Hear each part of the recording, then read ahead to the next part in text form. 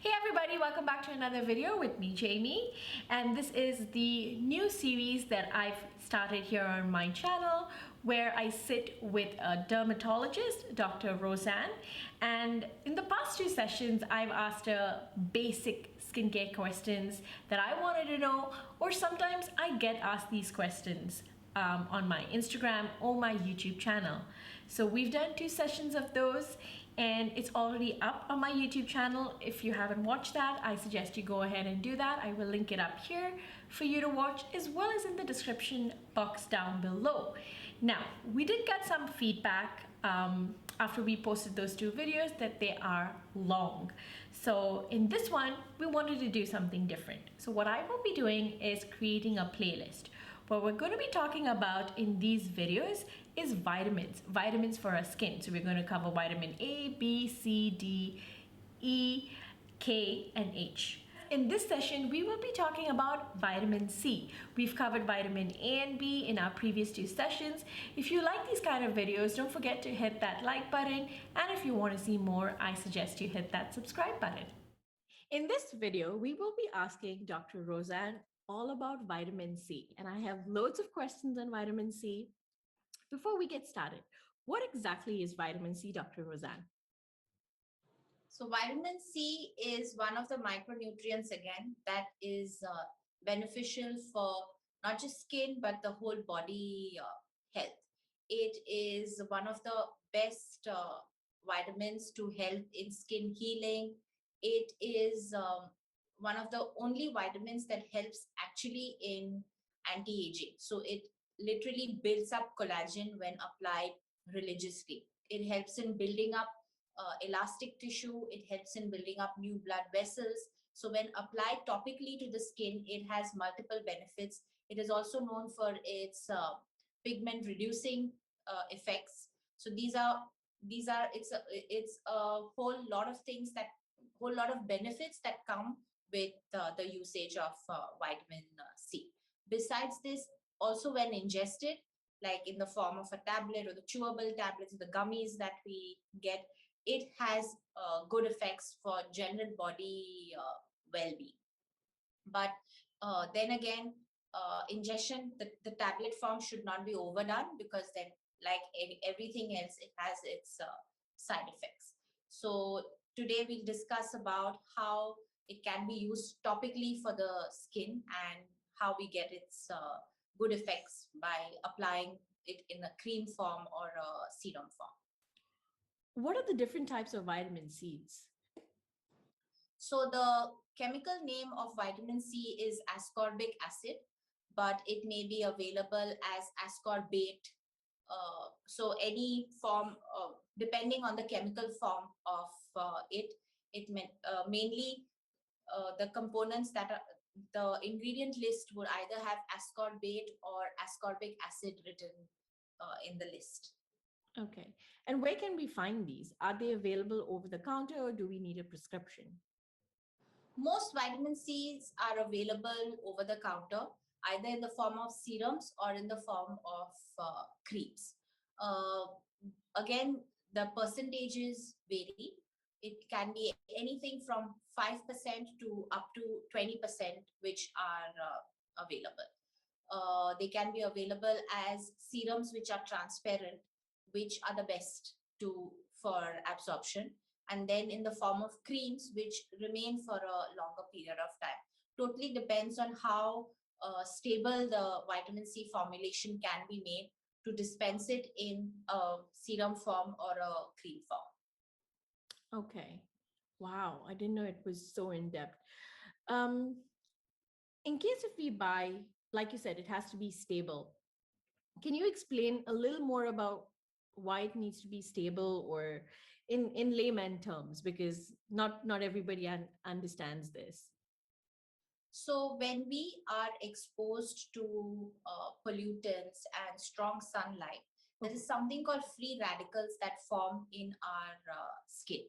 So vitamin C is an antioxidant when it comes in contact with these free radicals, which are basically not balanced forms of oxygen that eat up your collagen tissue and your elastic tissue and bring about changes like crinkles and pigmentation or pigment spots. Vitamin C helps to negate the effect of these free radicals. But for it to do so, it has to be in a stable form. If vitamin C is overexposed to sunlight and heat, its stability goes away and it becomes inactive. So for it to act on and undo the damage of other things that are causing damage onto the skin, first vitamin C needs to be in its stable form. So it is stabilized by the pharmaceutical company, and depending on how stable it is, it can be dispensed in a serum form. So when the serum start changing color, that means the viability of that product has gone. So this also depends on storage of the product. So vitamin C is best stored in a cool, dark place. So it's best to close the bottle properly and keep it in the drawer of your dresser. uh, Creams tend to be more stable because light exposure does not make cause as much damage in cream form. But then again, if it's in a cream form, it will be in a lower percentage. So serums are more efficacious, but they are more likely to go inactive. Creams will last longer, but the efficacy will be lesser than a serum. Interesting. So it would be advisable to get your vitamin C in darker dropper bottles that because it will last longer. Yes, it's best to get it in those amber bottles. And if it's not in an amber bottle, please store it in the drawer of your dresser. Don't keep it directly exposed to sunlight, particularly if your dresser is close to a window, or if it's in a well lit room, and it's best to keep it in the drawer. Interesting. Very interesting. Yes, because I have had vitamin C's go bad on me very, very quickly. Is it advisable to buy vitamin C in smaller bottles because it kind of turns a yellow color in about 3 months' time? Yes, so usually most companies make them in 30 to 60 ml bottles. So if you are a person who uses vitamin C 2 times a day, then I would advise to buy the 60 ml pack. If not, then stick to the 30 ml pack so that you're sure it doesn't get wasted and you use it over a period of 1 month. So serums are usually half to 1 ml, half for the face and half for the neck. So usually most of us use 1 ml of vitamin C per day. And that 30 ml pack should suffice for a month, maybe a month and 1 week. So that way you don't waste a good ingredient that is helpful to your skin when used the correct way. Is there any particular color specifically we should be looking when buying a vitamin C? Because I asked this question totally for myself because I've had serums that I've bought which were white and have slowly changed into a very light yellow to a dark yellow to a brown. And I wasn't sure then why this happened. Now that you have explained, it clearly makes sense. I was storing it on my dressing mirror. And yes, there was sunlight. But what is there, my question again is, what color should we look for when buying a vitamin C? So the color totally depends on the product, on the manufacturing Okay. team. So some serums are completely crystal clear. Some serums have a tinge of yellow. But Okay. then, as and when you use the product, you have to watch for change of color happening over the period of time after you have opened the pack. So color change from what you bought it would be an indicator that the vitamin C stability is going off and it's becoming of no use. So When should we if you sorry, start off with a clear serum and then slowly becoming more, and if it's clear and then slowly it's becoming less clear, it's becoming opaque and or changing color to yellow and then going to a darker hues of brown, then that would be uh, not not advisable to use that pack. when And you When should we stop using it then? When it's a pale yellow or when it's darker? I would advise you to buy smaller packs and try to use them when it has maintained its color. Because Okay. once it starts getting slightly yellow, it's fine. But then as it starts getting darker, it'll depend. The color change would vary from preparation to preparation. Okay. So if you see that any tinge of darkness and yellowness is appearing into that serum, then it's time to discard it. So the way forward is just to start using smaller packs if you're not using it uh, within a period of a month to 3 months. Okay. Wow. I've I've got a lot of vitamin C to get rid of. um, can vitamin C be used by all skin types? Mostly yes, but it can cause stinging and burning sensation in dry skin and rosaceous skin. Very active form of acne where the acne is red and pus filled. I would advise you to avoid at that stage because it can trigger inflammation. It's an acid at the end of the day. But once the acne start drying, then it's a good ingredient to use because it will help in faster healing of the acne. Okay. What would be the best time to use a vitamin C serum? In your morning routine Again, or in the night? it can be used either or both. It can be used once in the morning, once at night, or it can be used only in the morning, followed by your sunscreen. Like we were discussing in our vitamin A video, if it is being used, avoid using retinol directly over vitamin C. At least let it dry for 15 minutes to half an hour before using a retinol based cream. Don't layer it one on top of the other because it might become irritant in that way. Okay. So other than retinol, can we layer it with any other ingredients? It can be safely layered with it can be layered with retinol also, but you need to give a gap where the serum dries. But other than that, your night creams which contain hyaluronic acid and niacinamide and vitamin E also, it can be safely layered with. Okay. What would be the best age to start using a vitamin C serum? 25 and above. If there is an indication like post acne pigmentation, it can even be safely used in teenagers. Interesting. Can vitamin C serums be used with the people trying to get pregnant or breastfeeding moms? Trying to get pregnant and breastfeeding is absolutely not an issue. Pregnancy, again, it's not an issue, but it can be irritant because the skin becomes very vascular. By that, I mean the blood supply increases. So someone with rosacea, atopic dermatitis may find it stingy. So in that case, better to avoid.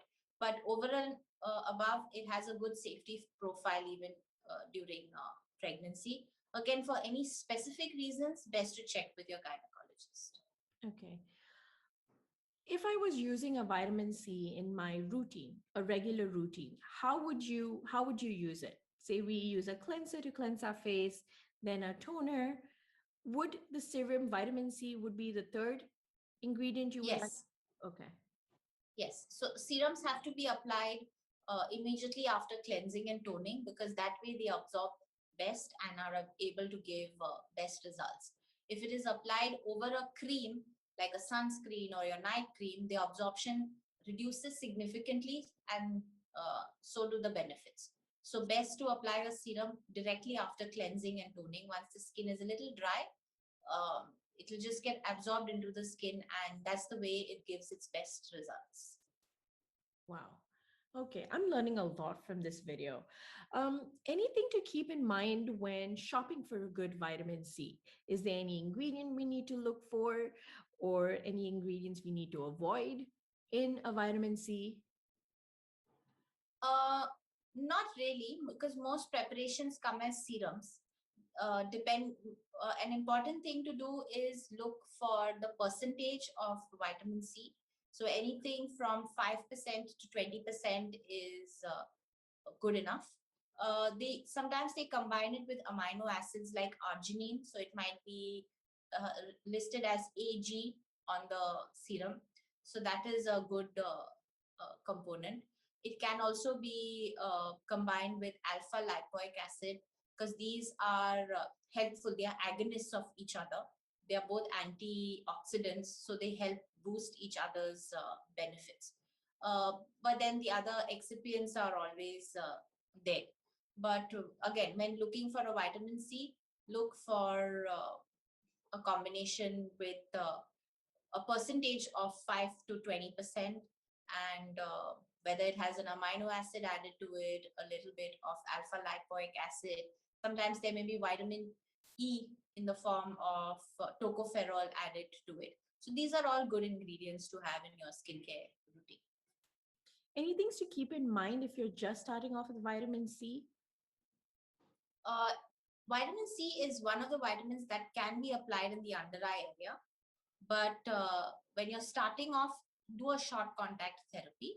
Use it only for half an hour to 60 minutes. See how you feel before you start using it overnight. Serum form is safe to apply over the under eye area, sides of your nose, angle of your mouth, even lips. It is safe enough to apply. But then again, do a 30 to 60-minute initially when you're just starting off, and then you can prolong the contact time. Okay, and we can take vitamin C down to our neck and to our decollete. Decollet area. Yes, yes. And even on the backs of your hand. Okay. I think those are my questions for vitamin C. Do you have any tips for us that we can use in our daily routines for vitamin C? Uh, for a good for a good glowing skin, I recommend that you use it in the morning if they're followed by sunscreen usage. If there are problems of pigmentation or someone dealing with sunspots, freckles, can use it 2 times a day. Particularly someone with acne prone skin, it is a good product to use, but avoid using it for a couple of days when you have active inflamed acne because it can aggravate the irritation in the acne. That would be a good time to use vitamin D on the inflamed acne. And then after 2 to 3 days, when the acne is settling, starting to use vitamin C again will uh, help the acne go away faster without leaving any blemishes. Will vitamin C help any discoloration in the face? Like, some people have just areas of their face that are dark. Will this help lighten that? Over a period of time, yes. Okay. But again, areas of darkness can be anything. It's better to go to a dermatologist and have a diagnosis as to what that pigmentation is. If it's just tan, then yes, it will definitely help. But if it is, even if it's freckles and sunspots, vitamin C usage will help. But sometimes it can be other forms of pigmentation which require intervention. So by itself, vitamin C might not do justice there. Can we use vitamin C when we've done any facial treatments for our face or even threading or waxing on our face? Can we, I know retinol, which is vitamin A, should be avoided, but what about vitamin C? So ideally, there is no indication that you need to stop using vitamin C before threading and facials. But if you're going for a more invasive procedure like a chemical peel or a micro needling or any laser resurfacing, then it's advisable to stop a day prior and a day post the treatment because the skin, it might cause stinging, although it is when we are doing invasive procedures, when we're doing something like a micro needling or your derma pen or your derma roller, we apply vitamin C. But then again, this is a sterile preparation. It comes as those amber small bottles which we crack open and then apply onto your skin. So it is safe, although it causes a little bit of stinging.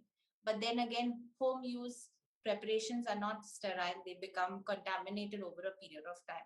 So it's best to avoid applying directly on raw skin on that day. Okay. Wow. Okay. I think this sums up all of my questions that I had. Um, yeah. Thank you so much, Dr. Rosanne. This has been really, really informative. Thank you so much for your time. And I'll see you in my next video. Thank you guys for staying till the end and watching. Bye. Bye. Thank That was it for my video this week. If you enjoyed this video, don't forget to hit that like button. We make videos every week. And if you want to see some more, I suggest you hit that subscribe button. And until next time, bye-bye.